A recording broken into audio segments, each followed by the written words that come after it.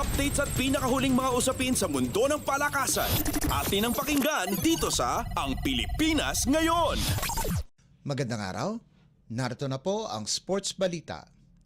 Hinikayat ni Abraham Bambol Tolentino ang Philippine Olympic Committee o POC na lalong magsikap pagkatapos sa kanyang muling pagkatalaga bilang presidente ng POC. Nanalo muli si Tolentino ng 4 na taong termino pagkarang talunin si baseball chief Chito Loizaga sa POC elections na ginanap noong Nobyembre 29.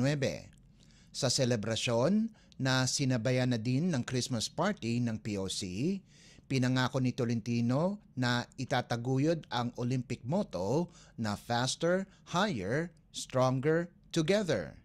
Sa kanyang talumpati sa kaganapan sa Hotel Okura, Manila sa Pasay City, binigyan ng pugay ni Tolentino ang lahat ng miyembro ng POC dahil sa kanilang dedikasyon, pagsisikap at pagkakaisa ay naging matagumpay ang Philippine sports ngayong taon.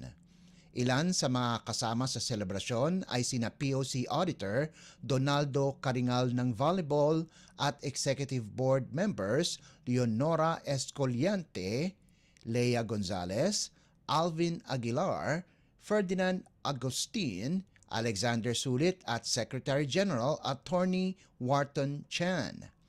Kasama din sa naturang selebrasyon ay sina Ramon Tatsuzara, Presidente ng National at Asian Volleyball Bodies, Gymnastics, Cynthia Carion at Rowena Eyosuya, Attorney Billy Sumagi ng Cycling, Karen Caballero ng Sepak Takraw, Marcos Manalo ng Boxing at Nico Huelgas ng Athletes Commission.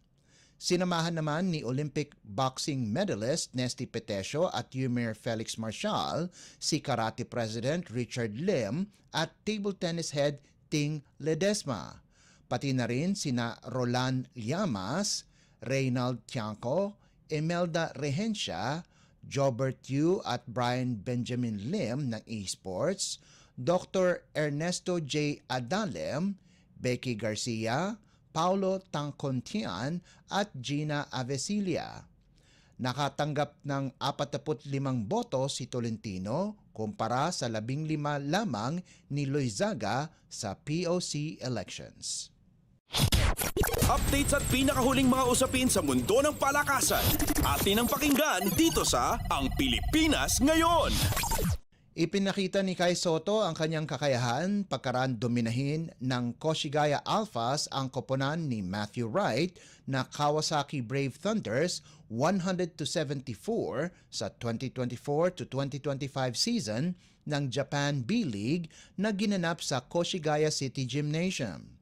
Nakapagtala ang 7'3" Gilas Pilipinas player ng impresibong double-double na may 25 puntos at 18 rebounds, sahog pa ang 2 assists at 2 steals para tulungan ang Alphas na mapaganda ang kanilang record sa 6-12 at kasalukuyang pang-5 sa Eastern Division. Sa kabilang panig, tahimik si Wright kung saan nakagawa lamang ito ng 4 na markers at 1 steal para sa Kawasaki na bumagsak sa ika-8 pwesto sa Central Division, tangan ang 4-14 record. Samantala, matagumpay din ang koponan ni Dwight Ramos at Ray Parks Jr. Kahit 6 na puntos at 1 rebound lamang ang naiambag ng 6'4" na si Ramos, sapat na ito para tulungan ang Levanga Hokkaido sa kanilang 69-61 panalo laban sa Akita Northern Happinets na ginanap sa Hokkay Kitayale.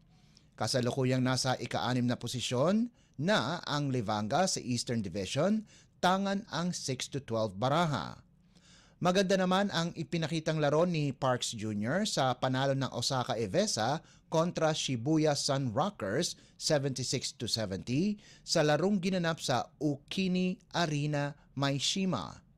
Nakalikom si Parks Jr. ng 12 markers, 5 rebounds, 5 assists, 1 steal at 1 tapal sa panalo ng Evesa para mapaganda ang kanilang record sa 10-8 at mapunta sa ikatlong pwesto sa Western Division.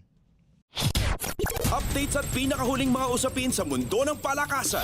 Atin ang pakinggan dito sa Ang Pilipinas Ngayon. Magkakaroon ng pagkakataon na mapagsama ni Filipino Mixed Martial Arts o MMA star Joshua Pasio ang One Strawweight MMA World Championship itong darating na Pebrero sa susunod na taon. Pagkalipas ng 11 buwan na tinalo ni Pasio si American Jared Brooks, nagbabalik si Pasio sa Lusail Sports Arena sa Qatar para makalaban ang kanyang matagal ng karibal sa ikatlong pagkakataon. Ang trilogy ni na Pasio at Brooks ay ang co-main event ng One 171 Qatar na nakatakda sa Pebrero 20, 2025.